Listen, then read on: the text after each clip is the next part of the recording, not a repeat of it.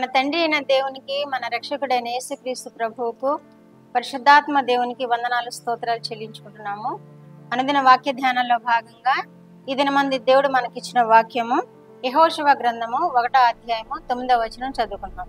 నేను నీకు ఆజ్ఞ ఇచ్చి ఉన్నాను కదా, నిబ్బరము కలిగి ధైర్యముగా నుండుము, దిగులు పడకము, జడియకము, నీవు నడుచు మార్గం అంతటిలో నీ దేవుడైన యెహోవా నీకు తోడయుండును. యెహోషువతో దేవుడు చెబుతున్నాడు. మోషే తదనంతరము ఇజ్రాయేలుని నడిపించడానికి ఒక నాయకుడు అవసరం కనుక మోషేకి సహకారిగా ఉన్న ఈ యెహోషువనే దేవుడు నాయకుడిగా ఏర్పాటు చేస్తూ, నేను నీకు తోడుగా ఉంటాను, నిబ్బరం కలిగి ధైర్యంగా ఉండుము అంటున్నాడు. నీవు నడుచు మార్గం అంతటిలో నేను తోడుగా ఉంటాను అంటున్నాడు. నీ దేవుడైన యెహోవా నీకు తోడుగా ఉండును అని తెలియజేస్తుంది. నీవు నడుచు మార్గం అంతటిలో నీ దేవుడైన యెహోవా నీకు తోడుగా ఉండును అంటున్నాడు. ఈయన్ని ఎక్కడికి నడవాలి? ఇజ్రాయేలీని తీసుకొని తండ్రి అయిన దేవుడు ఏర్పాటు చేసిన కానాను తీసుకుని వెళ్ళాలి. ఆ కానాను నడిపించడానికి ముందుగా ఈ మాటలు ఈయన చెప్తున్నారు. నువ్వు నడిచే మార్గం అంతటిలో నేను నీకు తోడై ఉంటాను అంటున్నారు. నిబ్బరము కలిగి ఉండు, ధైర్యముగా ఉండు అంటున్నారు. మోషే అప్పటి వరకు ఎంతో నిబ్బరం కలిగి ధైర్యం కలిగి దేవుణ్ణి ఆధారం చేసుకుని దేవుని ముందు పెట్టుకుని దేవునితో ముఖాముఖిగా మాట్లాడుతూ ఇజ్రాయేలీలను నడిపించారు అరణ్య మార్గం. ఆయన తదనంతరము, ఆయన మరణానంతరము యెహోషువను ఏర్పాటు చేసుకున్నాడు దేవుడు. యెహోషువను ఏర్పాటు చేసుకుని నీవు నడిపించు, నీ మార్గం అంతటిలో నేను తోడుగా ఉంటాను, నువ్వు నిబ్బరం కలిగి ధైర్యంగా ఉండు, నువ్వు దిగులు పడకు అంటున్నారు. అదే మాట ద్వితీయోపదేశ కాండంలో 31వ అధ్యాయంలో కూడా మోషే అంటున్నాడు. మోషే ఏమంటున్నాడంటే ఇక్కడ 5వ వచనంలో అంటున్నాడు, నేను మీకు ఆజ్ఞాపించిన దాన్ని అంతటిని బట్టి మీరు వారికి చేయనట్లు యెహోవా నీ చేతికి వారిని అప్పగించును. నిబ్బరము కలిగి ధైర్యముగా నుండుడి, భయపడకుడి, వారిని చూచి దిగులు పడకుడి, నీకు తోడుగా నీతో కూడా వచ్చువాడు నీ దేవుడైన యెహోవాయే, ఆయన నిన్ను విడివడు, నిన్ను ఎడబాయడు అంటున్నాడు. మోషే ఇజ్రాయేలీలతో మాట్లాడుతూ, ఇక మీదట నేను వచ్చుచూ పోవచ్చు ఉండలేను, యెహోవా ఈ యొర్దాను దాటకూడదని నాతో సెలవిచ్చెను. నీ దేవుడైన యెహోవా నీకు ముందుగా దాటిపోయి ఆ జనులను నీ ఎదుట నడకుండా నశింపచేయును. నీవు వారి దేశమును స్వాధీనపరుచుకుందువు. యెహోవా సెలవిచ్చి అన్నట్లు యెహోషువ నీ ముందర దాటిపోవును. యెహోవా నశింపచేసిన అమోరీల రాజులైన సీహోనుకును ఓగుకును వారి దేశమునకును ఏమి చేసెనో ఆ ప్రకారముగానే ఈ జనులకును చేయును. నేను మీకు ఆజ్ఞాపించిన దాని అంతటిని బట్టి మీరు వారికి చేయనట్లు యెహోవా నీ చేతికి వారిని అప్పగించును అంటున్నాడు. యుద్ధానికి బయలుదేరుతున్నారు అనమాట. వీరికి శత్రువులుగా మార్గ మధ్యంలో ఉన్న ప్రజలను యుద్ధం చేయడానికి నువ్వు ధైర్యంగా ఉండుము, నీ దేవుడైన యెహోవా నీకు తోడుగా ఉండును, నీ మార్గం అంతటిలో నీకు తోడుగా ఉండును అని ఈ మోషే వారికి తెలియజేస్తుంది. ఇక నేను రాలేను, నా దినాలన్నీ అయిపోయాయి, నేను మీకు తోడుగా రాలేను, కాబట్టి మీరే ధైర్యం వహించి ముందుకు వెళ్ళండి, వారిని జయిస్తారు, వారిని ఓడిస్తారు అనేసి ఇక్కడ మోషే తెలియజేస్తున్నాడు.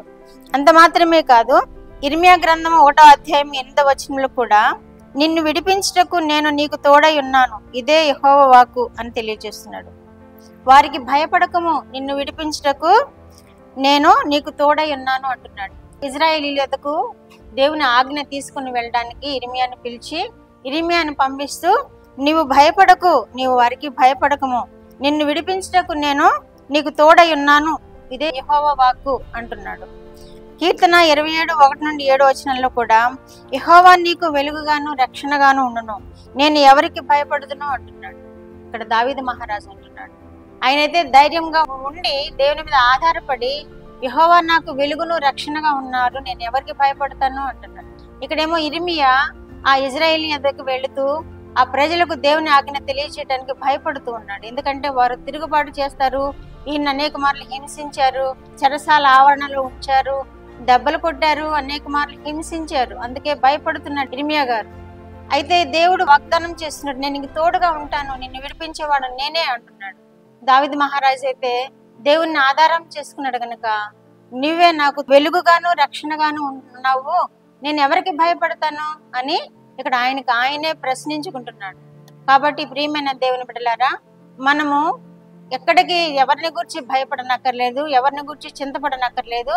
మన దేవుడైన యెహోవా, మన రక్షకుడైన యేసుక్రీస్తు ప్రభువారు, మన ఆత్మరూపి అయిన పరిశుద్ధాత్మ దేవుడు మనకి తోడుగా ఉంటున్నప్పుడు మనము ఎవరికీ భయపడిన అవసరం లేదు, దేనిని గురించి చింతపడన అవసరం లేదు, దేని గురించి ఆయాసపడన అవసరం లేదు. మన దేవుడైన యెహోవా మనకి తోడుగా ఉంటానని వాగ్దానం చేశాడు. మన రక్షకుడైన యేసుక్రీస్తు ప్రభువారు మనకి ఎల్లవేళలా ఆదరణగా ఉంటానని ఆదరణ ఆత్మను పంపించారు.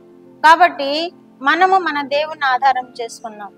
ఈ ఇజ్రాయేలీలకు ఏర్పడినటువంటి ఈ శోధన నుండి దేవుడు ఎలా, యుద్ధముల నుండి దేవుడు ఎలా వారిని రక్షించాడో, అదే మాదిరిగా ఇర్మియాను ఏ విధంగా నువ్వు భయపడకు, నేను నిన్ను విడిపిస్తానని ఎలా వాగ్దానం చేశాడో, అలాగే నువ్వు నాకు వెలుగును, రక్షణ ఉన్నావు, నేను ఎవరికి భయపడతాను అని దావీదు మహారాజు నిశ్చింతగా మాట్లాడే కృప కూడా మనకు అనుగ్రహించి, ఆ దేవుడు మనకి ఆదరణ చూపించి మార్గం చూపించే దేవుడై ఉన్నాడు. కనుక ఏ విషయంలోనూ మనం అధైర్యపడకూడదు, ఏ విషయంలోనూ మనం చింతపడకూడదు, ఏ విషయంలోనూ మనము దిగులు పడకూడదు. మన దేవుడైన యెహోవా మనకు తోడుగా ఉన్నాడు. మన రక్షకుడైన యేసుక్రీస్తు ప్రభువారు మనల్ని నడిపించే దేవుడుగా ఉన్నాడు. కాబట్టి ఆయన మీద మనం భారం వేద్దాము, సంతోషంగా మన జీవితాలని గడుపుదాము.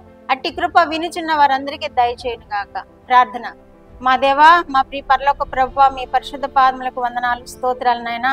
మా రక్షకుడైన యేసుక్రీస్తు దేవా మీకు స్తోత్రాలు, పరిశుద్ధాత్మ దేవా మీకు స్తోత్రాలు. ఈ ఉదయ కాలం కొరకు మీకు స్తోత్రాలు, ఇచ్చిన వాక్యం కొరకు మీకు స్తోత్రాలు ప్రభువా. యెహోషువకు తోడై ఉంటానని వాగ్దానం చేసిన దేవా, వినుచున్న బిడ్డలకు కూడా తోడై ఉండండి ప్రభువా. ఇర్మియాకు నైనా నేను నిన్ను విడిపిస్తాను అని వాగ్దానం చేసిన దేవా, వినుచున్న బిడ్డలు ఏమైనా ఇరుకులో ఉంటే విడిపించండి ప్రభువా. యెహోవా నాకు వెలుగుగా రక్షణ ఉన్నాడని దావీదు మహారాజు వలె నిశ్చింతగా వీరు కూడా నైనా మీరు మిమ్మల్ని వెలుగుగా చేసుకుని, మిమ్మల్ని రక్షకుడిగా చేసుకుని ప్రభువా మీలో ఆనందించే కృప వినుచున్న బిడ్డలందరికీ దయచేయగల దేవుడిపై ఉన్నందుకు మీకు వందనాలు, స్తోత్రాలు చెల్లించుకుంటూ యేసుక్రీస్తు వారి పేరిట ఈ మనవులు మీ పాదముల యొద్ద వేడుకుంటున్నాను పరమ తండ్రి. ఆమేన్.